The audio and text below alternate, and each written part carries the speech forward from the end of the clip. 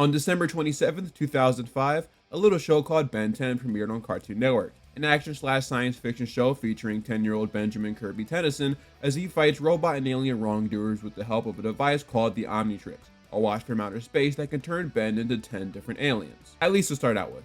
This franchise has taken many different forms and many different mediums. The original continuity, aka the story of Ben Prime as he's later referred to, spans across 4 different series and 4 different movies, canonically spread across 6 years of Ben's life. There were a few video games, a game show, and one sweet crossover with one of the best action cartoons of all time, Generator X. Then, years later, we received a reboot aimed towards younger viewers, like most franchises. Recently, it seems like the franchise has had a bit of a resurgence online, with people who never got the chance to witness it in its prime finally starting to check it out. So, I thought I would finally tap in and use this time to talk about it because I love this IP. We're trying to figure out where to begin when talking about this show. I couldn't think of a better place to start, well, than to start. That's right, my name is Mr. Nostalgia, and today's video will be all about Ben 10's pilot, why I think it's unique, and why I think it is a masterclass in franchise setup.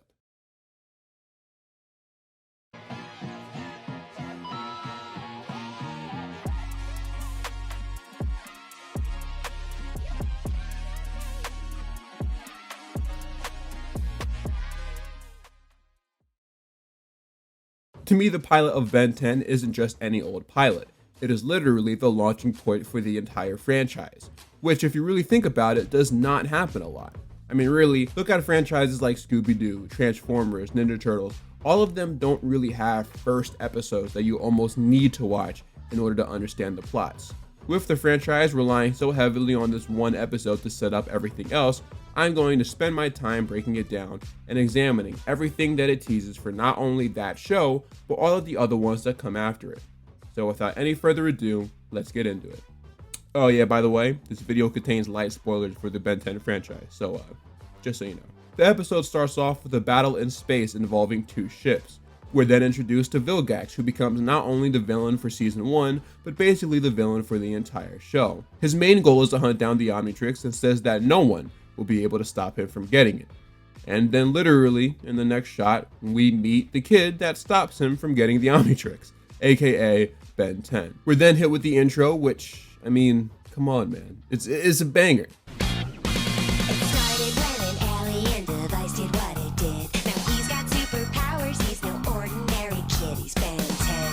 Who doesn't like this theme song, bruh? It's top tier. See, this was back when they gave cartoons actual, real theme songs, bruh. This joint is a minute long, although I do remember Cartoon Network and Boomerang shortening the theme song as time went on, which is a shame because it slaps so hard. Alien Force and Ultimate Alien ended up going with the instrumental route for their intros, which I guess fits with the show since they were trying to age the show up with the character, but neither of the intros were able to match the epicness of this one. They wouldn't go back to using lyrics in the intros until Omniverse, and although it's not my favorite intro, it's not bad. I definitely put it over Ultimate Alien. Back to the episode, school is done for the summer and everyone is dismissed. Ben heads outside and notices a kid getting bullied by Cash and JT, the neighborhood troublemakers. Ben steps in and demands that they leave him alone. He charges at them, but due to Ben's small size, the kids ended up hanging him and the kid being picked on from the tree. This scene is a good way to introduce Ben's character. Bravery and wanting to help people out was clearly already something in his DNA, even before he received the Omnitrix. The only thing preventing him from being successful at it, though, was his size. If only this dude had access to way big back then. This also is a good way to separate Ben from other kids who act similar to him. Ben might be a jerk and a bit selfish at times, but he's not someone that enjoys antagonizing people. Well, that is except for one person. Grandpa Max arrived in his RV, aka the Rust Bucket. Ben goes inside and sees his cousin Gwen Tennyson. What is she doing here? Take it easy, dweeb. This wasn't my idea. Gwen, just like Ben, is 10 years old, and although neither of them are big fans of each other, Ben specifically seems to have more of a disliking towards Gwen. And really, it's mostly summed up to Ben just being immature, though later also confirmed that the rivalry stems from the fact that they share the same birthday. So, in a weird way, they're like twin cousins. Wasn't there a 50 show about that? Although they spend a lot of the series bickering, it is shown that they do in fact care about each other. They're honestly more like siblings than cousins, and if anyone has ever had a sibling, you'd know that siblings fight, but it never really means much. While these two arguing with each other is one of the things that make the show, I am glad that the two become much nicer to each other starting from Alien Force and on. Gwen says that Grandpa Max convinced her mom that letting her go on a camping trip with him and Ben would be a good experience for her. Geek. Jerk. Something tells me it's gonna be a long summer. Huh. Grandpa Max was right, considering the summer lasted like 4 seasons. They arrive to the campsite and Grandpa hands them their food. Marinated mealworms. Yeah, so one of the ongoing jokes in the franchise is that Grandpa has the weirdest taste in food, and for the first few episodes it's played off as just Grandpa being Grandpa, but considering what we later find out about him as the show goes on, there's definitely a bit more to it. Meanwhile in space, we go back to seeing the battle from earlier. What's funny about this battle is that we don't even find out who was in the other ship until like season 3, I think. So to me, I think it's impressive just how much of the show they thought out before pitching it to the network. Vilgax sends a laser at the other ship, causing it to explode. This also causes a tube of some sort to come out of it, and in that tube is a ball-type device. Even though Grandpa Max tries to get Ben and Gwen to communicate with each other since it'll be a long summer, Ben decides to take a walk to have some time to himself. As he makes his way through the forest, this happens. Ben walks up to the shooting star that almost obliterated him to check it out. After some rocks crumble beneath him, he falls down into the newly created hole in the ground and walks closer to the shooting star, which is actually the same ball from earlier. The ball opens up, exposing the Omnitrix, aka the most powerful weapon in all of fiction, basically. This device's origins are unknown for most of the series, which is why having the Secret of the Omnitrix movie towards the end of the show was such a great idea. As Ben questions why there was a watch in outer space, he reaches towards it, causing it to jump right onto Ben. Ben is taken back by this and immediately wants the watch removed, as most people would in this situation. But after playing around with it for a bit, he accidentally presses a button, revealing a mysterious humanoid icon on the screen. Then, he does what any comic book or manga reading kid would do, and presses it down.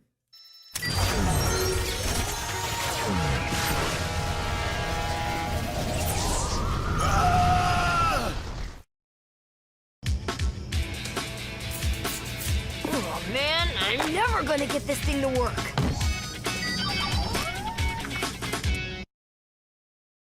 This transformation sequence is the first of many that we receive down the line. This series specifically to me has the best transformations. They are extremely well animated and sometimes can even look a bit painful. Later Alien Force and Ultimate Alien will go for less detailed and stylish transitions that, although can be cool at times, they don't really hold a candle to the original ones. It honestly felt like less thought was put into them. Omniverse on the other hand went for the more natural approach, having Ben sometimes instantly morph into an alien, which was kinda unique. However, they did occasionally have full-blown transformation sequences, and when they did that, they were usually really cool. This alien's name is Heat Blast, and he's voiced by the legendary actor Steve Blum, who's known for doing voices like Wolverine and Spike Spiegel from Cowboy Bebop. Love this dude. Fantastic voice actor, lots of range. As Heat Blast, Ben starts freaking out, realizing that he is on fire. But eventually he realizes that although he is on fire, it's not actually affecting him. So, being a kid of course, he starts testing out his new powers by launching his fireballs. It's actually insane how this one scene set up the entire franchise. And what makes this scene even cooler is the fact that much later it gets revealed that Ben and another character named Professor Paradox were actually there during this part and directly were responsible for the Omnitrix reaching Ben. It's almost like an ongoing loop or something. Seeing this scene from 16-year-old Ben's perspective was so cool. After playing around too much, Ben accidentally creates a forest fire, which leads to Max and Gwen running in there to find them. It probably wasn't great parenting to let Gwen go into a whole forest fire, but sure, let's have it happen anyway. Gwen comes across Ben as Heat Blast and immediately gets freaked out. Look, I know I look weird, but there's no reason to be scared. Oh, she got up there, bruh. Heat Blast starts goofing off with Gwen, which makes her realize that it's actually her cousin in there. Ben explains to her exactly what happened, and Max comes in a little later, almost equally as shocked as Gwen. Using his quick thinking, Max suggests that in order to put out the forest fire, he should create a backfire, which involves creating a new fire so it takes out the old one. Heat Blast listens to Max and it successfully works. The fire has been put out, much to the confusion of the forest officer. Later, they go back to their campsite to discuss what just happened. Think he's gonna stay a monster forever? He's not a monster. He's an alien. I mean, look at him. Yeah, totally a normal reaction by someone that has no idea what's going on. Ben's Omnitrix times out and he ends up turning back into normal Ben. Max says he's going to check out the crash site to see if he can find any clues and instructs Ben and Gwen to stay there and to not mess with the watch. So naturally, Ben messes with the watch. He says that if he can just figure out how it works, he could potentially use it to help people. Gwen advises that he doesn't go alien again, but he's Ben. So, you know what happens next.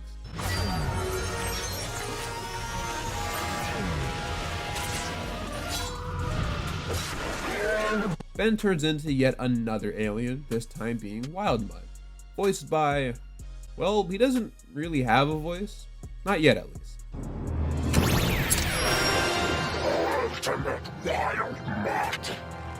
What's unique about Wildmud, besides not having a voice, is that he also doesn't have any eyes, so he's technically blind.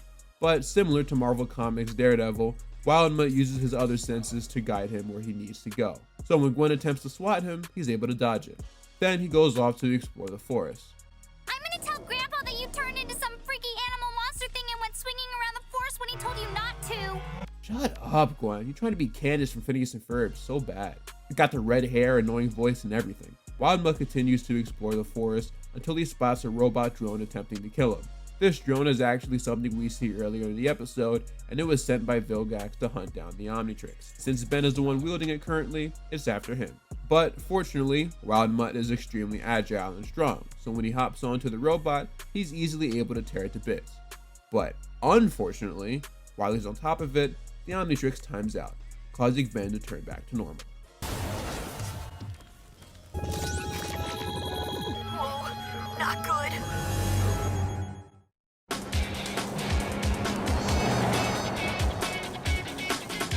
When we return from a commercial break, we see Gwen is able to whack the remains of the robot with a shovel.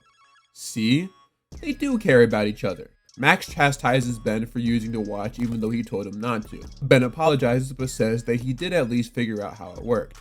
Gwen points out though that he still hasn't mastered the whole staying as an alien and not going back into Ben part. So Max says that since the watch will be attached to him for the time being, and it seems to be attracting unwanted attention, he and Gwen should teach him how it works, which excites Ben very much. Just then, they overhear on the radio that has apparently been on this entire time that some sort of robot is attacking people somewhere nearby. Ben puts it together that the robot has to be related to the robot that attacked him, meaning they've got to be after the watch. Feeling responsible for this, Ben decides that he should go over there to stop them.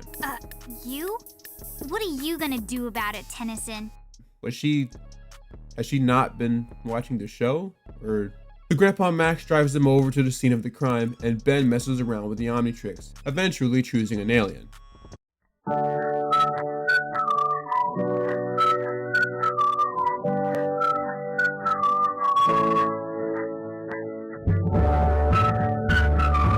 Diamond Head, the absolute GOAT, man. One of the best Ben 10 aliens of all time, in my opinion.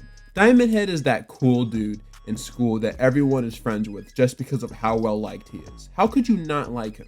Diamond Head is voiced by Jim Ward, who also provides the voice of another alien that we see later, but we'll get there when we get there. Ben, Gwen, and Max all rush over to help out. While Ben takes on the robot, Gwen and Max help the humans get to safety. At first, things will go well with Ben and the robot, but once Ben realizes the capabilities of Diamond Head, everything starts to go much more smoothly. He uses his reflectiveness, or whatever, I never really paid attention in school, to blast the robot's beam directly back at it. Let's see how you like it, you techno freak. Way to go, diamond-headed guy! And that's how Diamond Head got his name. Fun fact, I remember having an argument with a kid in my school years ago about what this character's name was. He thought it was Diamondback because of the things on his back, but I knew it was Diamond Head because I actually watched the show religiously. Situations like this is probably what led to the writers having Ben shout the name of his aliens in Alien Force and Ultimate Alien. Diamond Head! After Diamond Head celebrates his victory and runs away, we pan up to a shot of the spaceship that we saw earlier in the episode. After the battle from earlier, Vilgax is all torn up and disheveled. Vilgax, who's practically on life support right now, is enraged by the robot's failed efforts in capturing the Omnitrix, and says that he will in fact get that device back. and it's never not fun watching these guys go at it. Back at the campsite, Max questions where Ben is, but just then, we hear a sonic boom far away. Followed by the boom is a new super fast alien called Accelerate. Like, literally, XLR8. Such a creative name. It's so creative, they copied that same formula later with an alien called NRG. Energy is G-O-O-D. Not nearly as cool though. Accelerate just got done taking care of some business that needed to be attended to. And in the final scene of the episode, we see that Cash and JT were hung on trees by their underwear, by none other than Ben as Accelerate. And that concludes the first episode of Ben 10, an episode that went on to launch an entire franchise.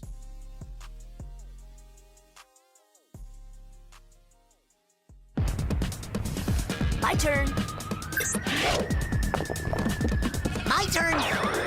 My turn. When it comes to setting up a TV show's plot, I'm not sure there are many episodes that do it better than this one. I mean, where do I start? For one thing, it does a good job at setting up the main character dynamic. Ben simply wants to have all fun all the time, even if it's at the expense of others occasionally. Gwen, on the other hand, although obviously enjoys a good time as well, lives her life a bit more structured and strict. She's smart, thinks things through, and plays by the rules, which is basically the exact opposite of Ben, so yeah, it makes sense why they bicker all the time. Meanwhile, Max is a wise and sometimes weird guardian for both of them that seems to know a lot more than is leading on. Despite this, he obviously cares a lot for both kids, and as the franchise goes on, we see just how much he's left an impact on them. This episode also sets up the main battle of the series, Vilgax fighting Ben in an attempt to try to get the Omnitrix, a device that holds an insane amount of power. Little is known about the device so far, or why Vilgax, whoever he is, even wants it to begin with. But I think this episode does a great job at setting those stories up. It does take a while to truly learn the purpose of the Omnitrix and why it was made, but considering we get an entire movie about it, yeah, I'd say it's worth the wait if you ask me. I think it's cool to have us, the viewers, as clueless as Ben, so by the time he finds out about something, we all find out at the same time, and to me, that makes it hit harder. Nothing is worse than finding out who the main villain of a show is before the main character does, so we have to put up with a bunch of episodes of, when is he gonna find out? When is he gonna find out? Ben's clueless, I'm clueless, we're all clueless. Let's enjoy this ride together, yeah? The foundations of several stories that get fleshed out throughout the series all get planted in this episode, and while some stories take more time to unravel than others, all of them get their proper time to shine. That makes this episode of Ben 10 an essential viewing if you want to enjoy anything after it to its full capacity. You could not say the same for other franchises. A lot was on the line if you didn't get this episode right, but fortunately for the writers, they did, and we got something truly epic out of it. I mean, think about it. If it wasn't for the specific scene of Ben getting the Omnitrix, we wouldn't have seen the birth of such an epic franchise. A franchise that dives into different mediums, a franchise with a lore that goes deeper than most, a franchise with one of the best and most non-toxic fan bases out there. And I mean, look at Ben. He's just a bratty kid in this episode. Who would have thought he turned into such a powerful character? A character that uses his abilities to save the universe, save the multiverse, recreate the universe, team up with his past self several times, team up with his future self several times, hold an entire birth of a universe in his hands, cross over to different shows, and even cross over with his own shows. I mean, come on, man. I guess it's true what they say. There are so many ways to tell a story, but that's what makes them so interesting. You can never predict how they're going to turn out. But we do know that this story started when an alien device did what it did. I don't even know. I just thought that sounded cool. Nah, but for real though, this franchise is great. I love it, a lot of other people love it out there, and I'd highly recommend it to anyone. But if you do start it, make sure you start it from this fire episode right here. Enough yapping from me though, because I could truly go on for hours about this series. I want to know your thoughts on this episode, and really Ben 10 as a whole. Let me know in the comments below. As always, I'm Mr. Nostalgia, and I'm out for now. Peace.